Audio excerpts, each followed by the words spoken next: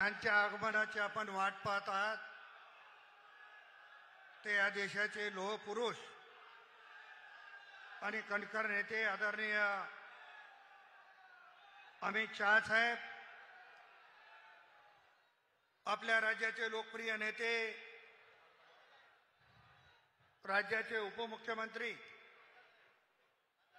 आदरणीय देवेंद्रजी फडणवीस साहेब, राज्याचे माजी मुख्यमंत्री आणि खासदार अशोकरावजी चव्हाण साहेब,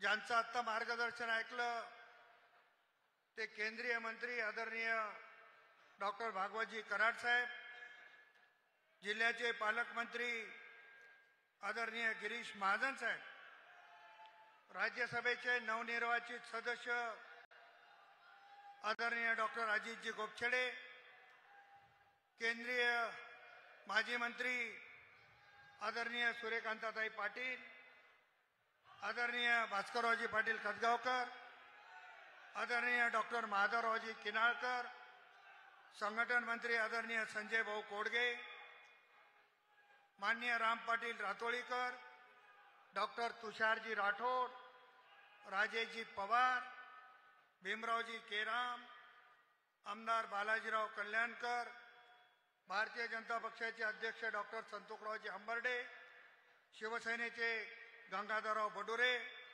रिपाईचे विजयदादा सोनवणे, पूनमताई पवार, प्रणिताताई, राष्ट्रवादीचे अध्यक्ष दिलीपरावजी बरबडेकर, देवीदास भाऊ राठोड, माजी आमदार ओमप्रकाशजी पोकर्णा, अमरनाथजी राजूरकर, अविनाशजी घाटे, सुभाषरावजी साबणे, ॲडव्होकेट किशोरजी देशमुख, दिलीपजी कंदकुर्ते, प्रवीणजी साले, गौतमजी काळे, आनंदराव बोंडारकर, उमेश मुंडे, राजेश देशमुख कुंटुरकर, श्रावण पाटील भिलवंडे, बालाजीराव बच्चेवार, शिवराज पाटील होटाळकर, मारोतराव कवळे, शिरीष देशमुख गोरटेकर, हरिहररावजी भोशीकर, बापूरावजी गजबारे, व्यंकटराव पाटील गोजेगावकर, कैलास देशमुख गोरटेकर, अशोकराव पाटील मुगावकर,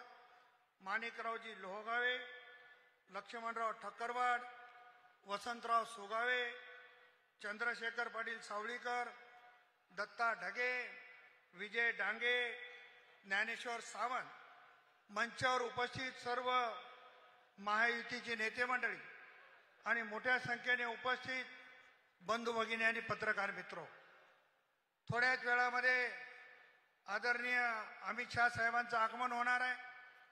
मी आपला अधिकचा वेळ या ठिकाणी घेणार नाही, परंतु मागच्या 5 वर्षामध्ये साहेब आपण आणि नांदेडकरांनी मला संधी दिली। संधीचं सोनं करण्याचा प्रामाणिकपणाने मी प्रयत्न या मतदारसंघामध्ये केला। करोनाच्या 2 वर्षाच्या काळामध्ये, करोनासारख्या महामारीमध्ये जगातल्या, राज्यातल्या आणि जिल्ह्यातल्या, गावातल्या कोणत्याही नागरिकाला एकमेकापासून दूर राहावं लागलं आणि त्यानंतरच्या काळामध्ये या ठिकाणी महाराष्ट्रामध्ये एकनाथरावजी शिंदे साहेबांच्या नेतृत्वात आणि आदरणीय देवेंद्र फडणवीस साहेबांच्या नेतृत्वात आणि अलीकडे दादाच्या नेतृत्वात सरकार आलं। आमची अवस्था खूप वाईट होती। मधल्या 3 वर्षामध्ये निधी मिळत नव्हता आणि सगळ्यांना असं वाटत होतं की खासदारांचा देखील निधी मिळाला पाहिजे, परंतु तुषार राठोडांच्या मतदारसंघात असेल, तुषार राठोडांनी अतिशय मोठा निधी दिला। राजेश पवारांच्या मतदारसंघात असेल, राजेश पवारांनी मोठा निधी दिला आणि ज्या ज्या ठिकाणी भारतीय जनता पक्षाचा आमदार नाही तिथं मी निधी देण्याचा प्रयत्न केला। त्याच्यामुळं आपल्या 2 वर्षाच्या काळात मला जेवढा निधी पालकमंत्र्यांनी आणि आपण दिला तेवढा निधी यापूर्वी कधी मिळाला नाही आणि त्याचा विनियोग या ठिकाणी करण्याचा मी प्रामाणिक प्रयत्न केलेला आहे। परंतु खासदार म्हणून या भागातल्या लोकांची जी अपेक्षा होती की नांदेड, नरशी, देगलूर ते बिदर रेल्वे मार्गाची ती 5 वर्षामध्ये पाठीमागे लावून मला पूर्ण करून घेता आली आणि येणाऱ्या काळामध्ये आपल्या सर्वांच्या उपस्थितीमध्ये नरशी सारख्या गावामध्ये रेल्वेच्या कार्यक्रमाचं भूमिपूजन निश्चितपणाने आम्हाला करायचं आहे। दुसरा सर्वात महत्त्वाचा रेल्वेचा प्रकल्प बोधन नरसी मुखेड ते लातूर याच्यासाठी रेल्वे मंत्री महोदयांनी अंतिम DPR सादर करण्याच्या सूचना रेल्वे विभागाला दिलेल्या आहेत। येणाऱ्या काळामध्ये नरसी हे जंक्शनचं आजही नॅशनल हायवेच्या माध्यमातून एक मुख्य ठिकाण झालेलं आहे, परंतु रेल्वेच्या माध्यमातून देखील या ठिकाणी जंक्शनचं ठिकाण हे नरसी होणार आहे। त्याच्यामुळे नरसीचं महत्त्व या ठिकाणी अन्य होणार आहे। राम मंदिराच्या संदर्भामध्ये मी फार या ठिकाणी बोलणार नाही, अगोदरच्या वक्त्यांनी त्या सगळ्या गोष्टीचा उल्लेख केला आहे। आपल्याला कधी असं वाटलं नव्हतं, लहानपणापासून आपण ऐकत होतो की मंदिर वही बनाएंगे आणि आम्हाला लोक विचारायचं तारीख नाही बताएंगे, परंतु आदरणीय मोदी साहेबांनी मंदिर बनवलं, तारीखही सांगितली, वेळही सांगितली आणि रामलल्लाचं त्या ठिकाणी पदार्पण देखील झालं। अख्ख्या देशामध्ये दीपावली साजरी झाली, नांदेड जिल्ह्यात दीपावली साजरी झाली, आणखी लोकांच्या मनामध्ये राम राम राम बसलेला आहे।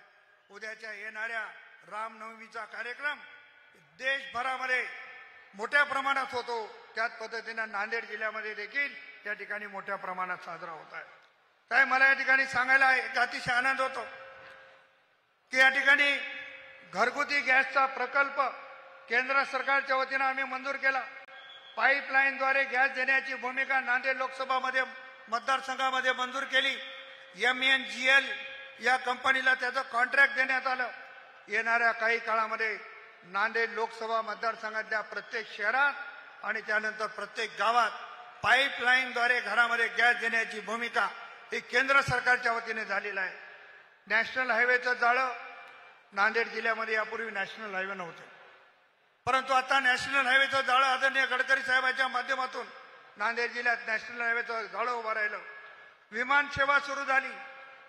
दळणवळणाची जी काही व्यवस्था करावी लागते ती व्यवस्था आता प्रामुख्यानं नांदेड जिल्ह्यामध्ये झालेली आहे। रेल्वेचं जाळं मोठ्या प्रमाणात निर्माण झालं, विमान सेवा सुरू झाली, नॅशनल हायवे त्या ठिकाणी मोठ्या प्रमाणावर झाले। आता लोकांची एक अपेक्षा आहे आपल्याकडून साहेब की नांदेड जिल्ह्यामध्ये मोठे उद्योग उभारले पाहिजे आणि तरुणांच्या हाताला काम मिळालं पाहिजे, अशा पद्धतीची अपेक्षा आहे। येणाऱ्या 5 वर्षाच्या काळामध्ये अशोकरावजी चव्हाण साहेब असतील, डॉक्टर गोपछेडे साहेब असतील, मी असेल, हिंगोलीचा खासदार असेल, लातूरचा खासदार असेल, आम्ही सगळेजण मिळून नांदेड जिल्ह्यामध्ये मोठे मोठे उद्योग आणण्याचा निश्चितपणानं प्रयत्न करू आणि उद्योग आणल्याशिवाय स्वस्थ बसणार नाही या ठिकाणी सांगणार आहे। हर घर नल योजनेच्या संदर्भामध्ये अनेक ठिकाणी लोक विचारतात, बऱ्याच गावामध्ये चर्चा होते की खासदाराचा निधी आला नाही, खासदाराचा निधी आला नाही। मला तुम्हाला नम्रपणाने सांगायचे आहे, आदरणीय मोदी साहेबांच्या डोक्यातली संकल्पना आहे हर घर नल योजनेची। प्रत्येक गावामध्ये नळाद्वारे लोकांना पाणी दिलं पाहिजे, ही केंद्र सरकारची योजना आहे। एका गावात किमान 1-1 कोटी ते 5-5 कोटीपर्यंतचे इस्टिमेट त्या ठिकाणी झालेले आहेत। त्याचा फायदा नांदेड जिल्ह्याला मोठ्या प्रमाणावर या ठिकाणी आपण केलेला आहे। म्हणून जेवढा काही प्रयत्न करता येईल तेवढा करून ही योजना ओढून आणण्याचा प्रामाणिकपणाने या ठिकाणी प्रयत्न केलेला आहे। मला खूप गोष्टीचा उल्लेख या ठिकाणी करता येईल।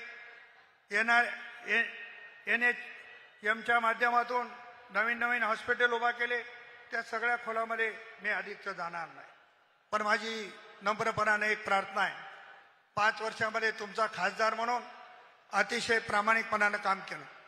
करोनाच्या काळामध्ये वाडी तांड्यापर्यंत जाण्याचा प्रयत्न केला। 2 वेळेस करोना झाला तरी जीवाची पर्वा केली नाही, परंतु आदरणीय मोदी साहेबांचा आणि देवेंद्र फडणवीस साहेबांचा आदेश होता की ज्याला अन्न नसेल त्याला अन्न पोहोचवा, ज्याला धान्य नसेल त्याला धान्य पोहोचवा, ज्याला औषधी नसतील त्याला औषधी पोहोचवा। भारतीय जनता पक्षाच्या वतीनं या सगळ्या गोष्टी नांदेडमध्ये करण्याचा आम्ही प्रामाणिक प्रयत्न केला, याची जाणीव आपल्या सगळ्यांना देखील आहे। आणि मला खात्री आहे की येणाऱ्या निवडणुकीमध्ये ही निवडणूक माझी नाही आहे, मी नाममात्र या ठिकाणी उभा आहे। माझ्यासारख्या सामान्य कार्यकर्त्याला भारतीय जनता पार्टीने दुसऱ्यांदा संधी दिली, मी नेतृत्वाचे खूप आभार मानणार आहे। ही निवडणूक आदरणीय नरेंद्र मोदी साहेबांची आहे। भारत आणि जगाचं नेतृत्व करावं याच्यासाठीची निवडणूक आहे। कोण काय म्हणते याच्याकडे लक्ष न देता आपण काय करणार आहोत 5 वर्षामध्ये त्याच्या संदर्भातली निवडणूक आहे। माझ्या पक्षाने, माझ्या नेत्यांनी गेल्या 10 वर्षामध्ये भरमसाठ अशी कामं केली त्या कामाच्या जोरावर मत मागणारी आणि तुम्ही मत देणारी ही निवडणूक आहे. आणि मला खात्री आहे की आपल्या सगळ्यांचा विश्वास आदरणीय देवेंद्र फडणवीस साहेबांवर आहे. आपल्या सर्वांचा विश्वास आदरणीय नरेंद्र मोदी साहेबांवर आहे. म्हणून मला चिंता करण्याची गरज नाही आहे. बऱ्याच लोकांना असं वाटतं की अशोकरावजी चव्हाण साहेबांनी प्रताप पाटील एका मंचावर आले. ही गोष्ट खरी आहे. सातत्याने त्या गोष्टीचा मी उल्लेख करणार नाही, परंतु नम्रपणानं तुम्हाला सांगणार आहे, आम्ही एकत्र आलोत आणि शेवटपर्यंत एकत्र राहण्याच्या इराद्याने एकत्र आलोत. आणि त्याचे शिल्पकार जर कोण असतील तर आदरणीय देवेंद्र फडणवीस साहेब आहेत. मोदी है तो मुमकिन आहे या भावनेनं एका मंचावर सर्वाला येण्याचं काम केलेलं आहे. मंचावरील सर्व नेते मंडळी अतिशय जोराने कामाला लागलेली आहे. काही ठिकाणी हा आला नाही, तो आला नाही, सगळेजण एकत्रित एका कार्यक्रमाला येऊ शकत नाही. कृपया कोणी गैरसमज करून घ्यायची गरज नाही. वातावरण नांदेड जिल्ह्यातलं अतिशय चांगलं आहे. आपल्याला हे दाखवून द्यायचं आहे की नांदेड जिल्ह्याची जनता मोदी साहेबांवर किती प्रमाणात प्रेम करणारी आहे. ही संधी आपल्याला उद्याच्या 26 तारखेला आलेली आहे. काही मंडळी सांगते की प्रताप पाटील चिखलीकर निवडून येणार आहे. मला रात्री साहेबांचा फोन आला, तुमची आणखी गाडी स्पीड धरली नाही का? अशोकरावजी आल्यामुळे तुम्ही सगळे सुस्त झाले का? साहेब, तशीच अवस्था थोड्याफार प्रमाणात झाली की आता अशोकरावजी चव्हाण आल्यामुळं प्रताप पाटील कसे जिंकले अशा पद्धतीचं एक वातावरण झालं. परंतु मला आपल्याला आग्रह करायचा आहे, निवडणूक तर अशोकराव साहेबांच्या विरोधात राहूनही आपण जिंकलेली आहे. अशोकराव साहेब येण्यामुळे मतं दुपटीचे वाढले पाहिजे आणि मोदी साहेबांना वाटलं पाहिजे की नांदेड जिल्ह्यातली जनता ही मोदी साहेबांवर एवढ्या मोठ्या प्रमाणावर प्रेम करते आहे. म्हणून मला आपल्यावर विश्वास आहे की निश्चितपणानं आपण उद्या येणाऱ्या 26 तारखेला माझ्यासारख्या कार्यकर्त्याला आशीर्वाद देण्यासाठी कमळाच्या समोरचं बटन दाबून मोदी साहेबांचे हात बळकट करणार याच्यामध्ये शंका नाही आहे.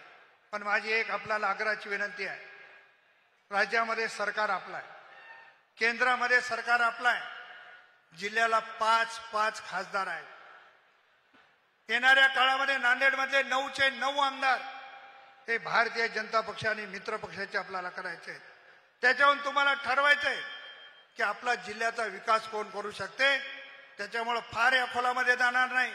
भारतीय जनता पक्षाचा नारा आहे आपकी बार 400 पार आणि काँग्रेसचा नारा आहे आपकी बार 40 पार.